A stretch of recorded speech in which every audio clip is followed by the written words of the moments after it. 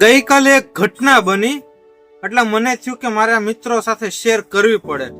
ઘટના આમ કરુણ હતી અને આમ થોડીક હાસ્યાસ્પદ વાળી હતી, થોડીક કોમેડી હતી, એટલે બેયનું સમન્વય કરીને બની હતી ઘટના. એટલે મને એમ થયું કે મારા મિત્રો છે, સબસ્ક્રાઈબર મિત્રો, એની સાથે મારે આ વાત શેર કરવી જોઈએ.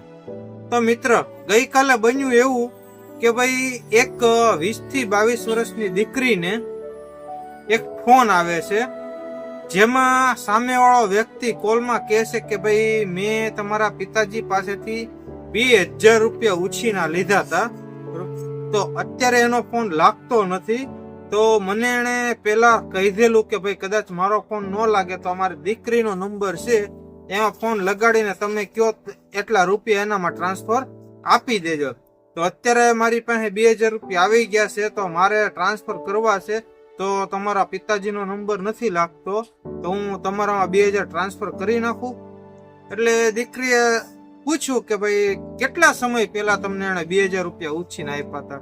એને કીધું 1.5 મહિનો જેવું થયું, ને મારે 2-5 દી પહેલા જ વાત થઈ કે તમારો નંબર મને આપ્યો કે અમારી દીકરીનો નંબર છે, તમે આ ખાતામાં ખાતામાં 2000 રૂપિયા નાખી દેજો. એટલે દીકરીએ કીધું કોઈ વાંધો નહીં, કે આ મારો phone pay Google pay number આ જ છે, એટલે તમે આમાં તમારે 2000 રૂપિયા ટ્રાન્સફર કરી નાખો, કોઈ વાંધો નહીં.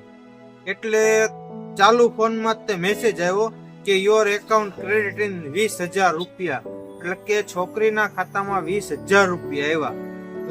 એટલે સ્કેમર કીધું ઓ મારી તો ભૂલ થઈ ગઈ, 2000 ની જગ્યાએ ભૂલમાં 20000 નખાઈ ગયા, તો તમે મને 18000 પાછા પરત ટ્રાન્સફર કરી દેશો.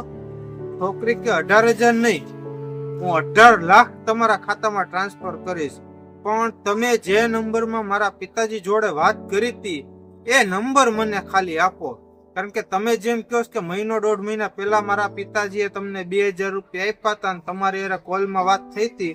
મારા પિતાજીને ગુજરી ગયા એને 3 વર્ષ થયા, તો 1.5 મહિના પહેલા તમારી હારે વાત કરી, એ પિતાજી માટે મારો નંબર જોવે છે.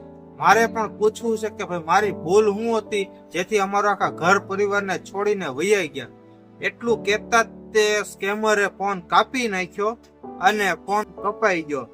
છોકરી નૈયા રોવા માંડી કે ભાઈ સામેવાળા વ્યક્તિઓને એટલી પણ ખબર નથી હોતી કે જેને ફોન લગાડે છે એ વ્યક્તિઓ અત્યારે દુનિયામાં હાજર પણ નથી.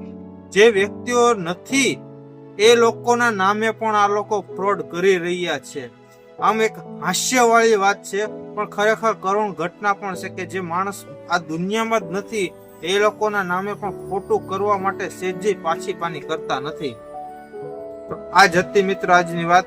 તમને વિડીયો કેવો લાગ્યો, તમારી સાથે પણ જો આવી કોઈ ઘટના બની હોય તો નીચે કમેન્ટ અવશ્ય કરજો.